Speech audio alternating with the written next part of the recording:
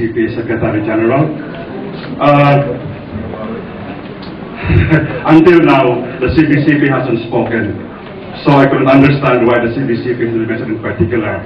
The most I could recall was when Professor Solico mentioned that group from the CCP went to see him. Actually, it was not a group from CCP. I just happened to join the group because I happened to see the exhibit together with them, and we happened to drop by your office. So we weren't here to represent CCP. And that mention of CCP was, at least to the least, very divisive. I beg to disagree and have to point it out. And secondly, to point out bishops, Catholic bishops in particular, the bishops haven't spoken as a body. Archbishop Cruz, as an individual, Tomasian, has spoken out. Bishop Diogenes, as an individual bishop, has spoken out. The CCP hasn't spoken out yet. So let's not be divisive. Sabi nga ni Mrs. Go, let's unite. Secondly, I'd like to go beyond the controversy. And I'd like to use the criteria spelled out by Ma'am Karen earlier. You mentioned that one in the set of your criteria on which you base your decision to accept, to accommodate, to provide a venue or not, you mentioned that isa sa mga criteria, among the items where the art itself, is it the quality of the art, no? And then you mentioned something like the artist's sensitive awareness of social responsibility. Yung sensitive awareness ng artist mismo about his responsibility to society. At this point, I would like to ask, is Mr. Medelio Cruz in this assembly? How we wish we could listen to him.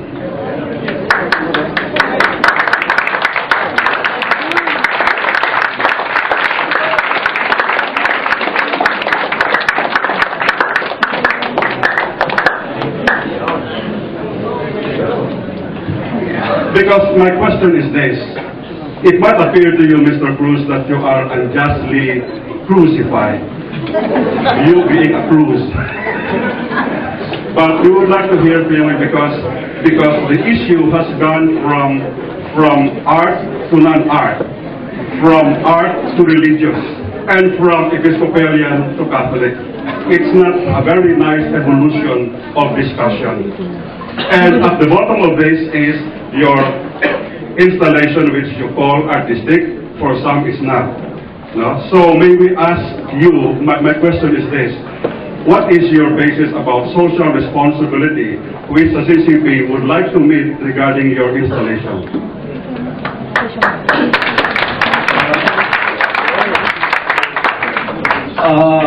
Astonished pa rin ako. Ngayon ko lang nakita yung main gallery na ganito kadami yung tao. Anyway, social responsibility.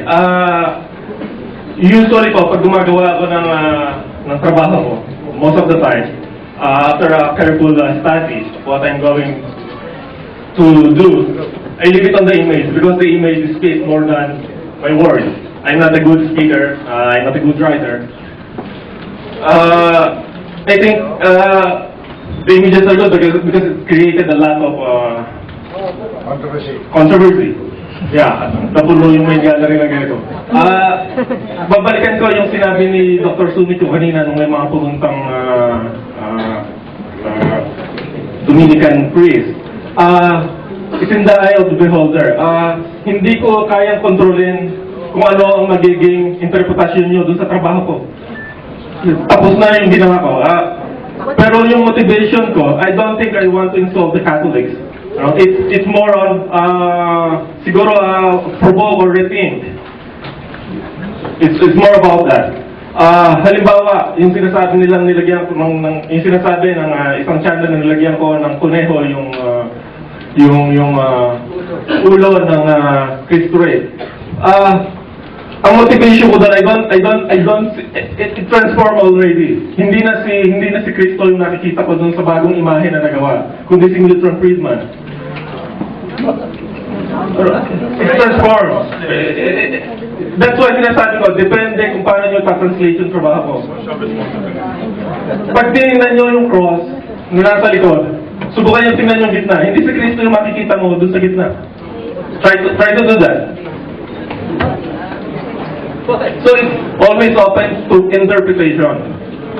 In terms of social responsibility na sinasabi ni Father, I think just making my work, just doing my work, is my responsibility.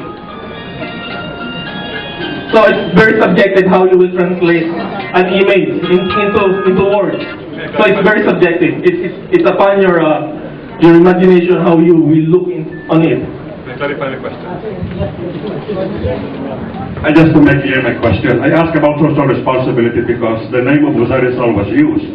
Jose Rizal was highly critical about the society where he belonged, but his criticism was very positive. I have to be educated whether the criticism or the social comment this installation is doing is positive or not. That's why na sinabi ko po na katulad ng sinabi ng isang paring Dominicano, kayo na yung magde-decide kung paano nyo titingnan yung isang bagay. I don't have, hindi ko hawak yung, I cannot please everybody who's here in the main gallery.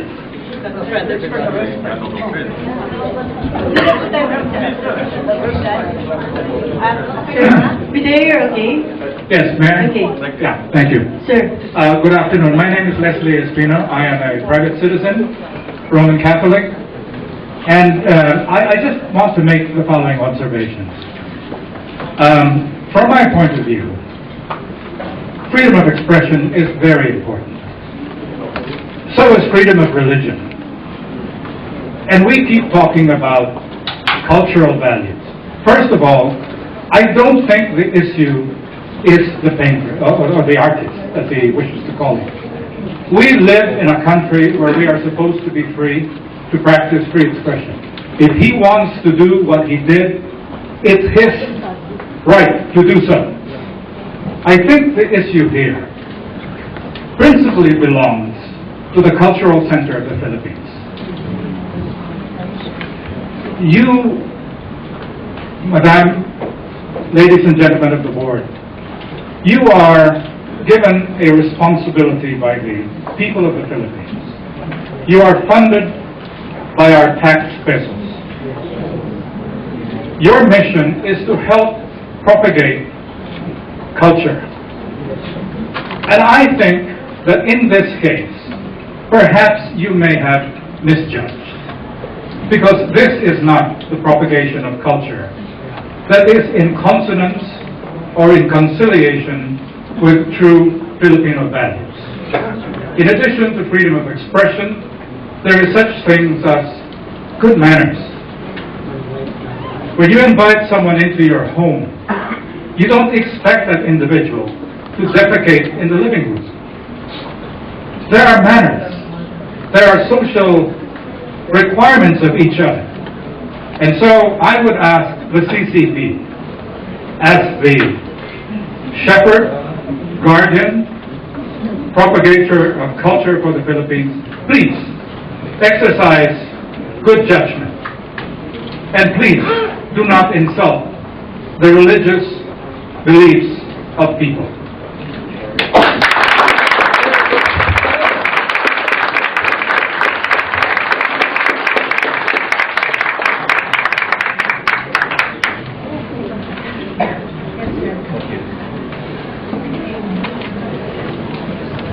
Dalila po. Yung mga nandito, kung gusto nyo mag-raise ng hand, hindi ko kayo nakikita, so you'll have to really make sure that I see you.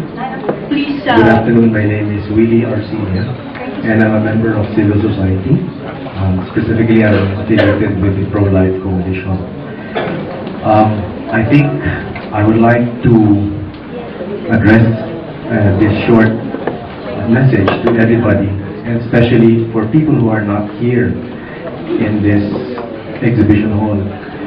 It's clear that enough has been said and has been heard that we are offending the sensibilities of Filipinos. Enough has been said. Not only that we are not just offending the sensibilities of Filipinos, we are offending God. We are offending God. specifically God the Son, the Holy Family, and the Blessed Virgin Mary, who we all hold in the very highest esteem and venerate. By your very statement earlier, Karen, you said the CCP will hold exhibits that are not prejudicial to the sensitivities of society. I think it's quite clear from this outpouring of sentiment and emotion that you have violated that very charter of the CCP.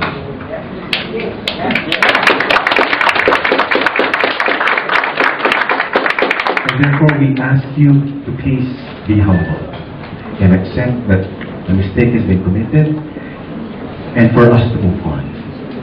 Now, as for those of you who believe otherwise, that this is art, when it's in fact graffiti, if you look around, all of these are beautiful works of other artists, religious artists, who have captured the beautiful countenance of Jesus Christ, of Mama Mary, of the Holy Family.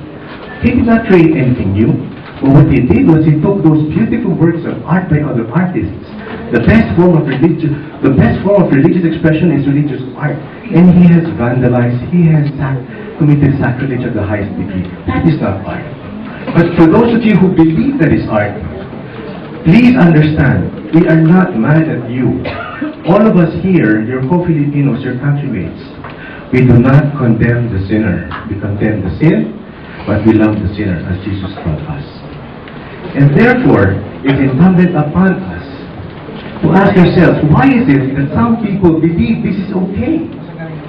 They actually believe this is good. That only brings me to a point, Emily and Raul, that we need nothing less than a moral renewal and a spiritual rebirth. People have gotten confused about their freedoms. See, we don't have the freedom, and talk about freedom of conscience and freedom of expression.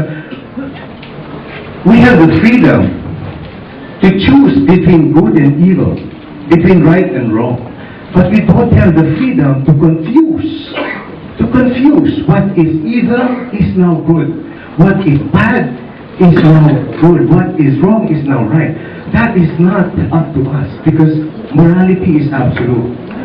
Is that clear? Mga kabataan, you have to understand it. If you're confused, we therefore have to work together to revisit our definition of morality. And there is a universal moral law. It transcends religions. A universal moral law that says, do good and avoid evil. Iwasan ang mali, gawin ng tama, gumawa ng mabuti, hindi ng masama.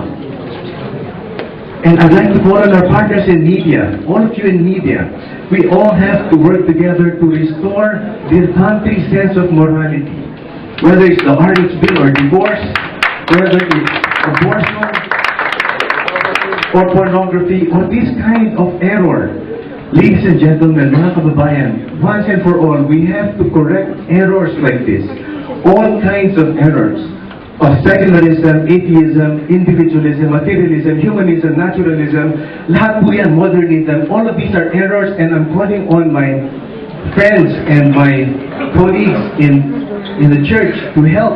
And mga kababayan, mga kabataan, you have to be open-minded about this, that you are committing a grave error if you think this is good.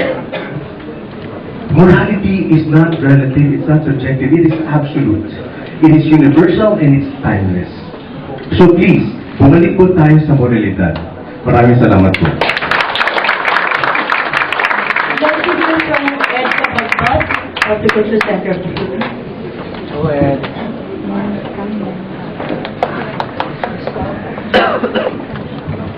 Thank you very much for everybody for coming here. I just want to say that it's very nice na iba-iba ang boses na naririnig natin because this is a very polyphonic society. So we have people who condemn this art, who don't even want to call it art, and there's some people who think it's an expression of that has to be preserved. My only opinion is that I think the biggest problem is that there's a lack of nuance, subtlety, and subtext nowadays in the mind of a lot of people. And that is what shocks me. That's all.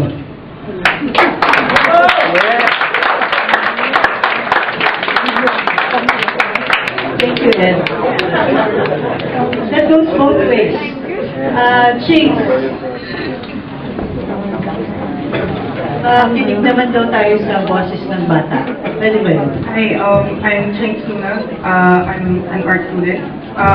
First of all, I know everyone will be offended at one point with whatever other people do. So, it's like this. If people do not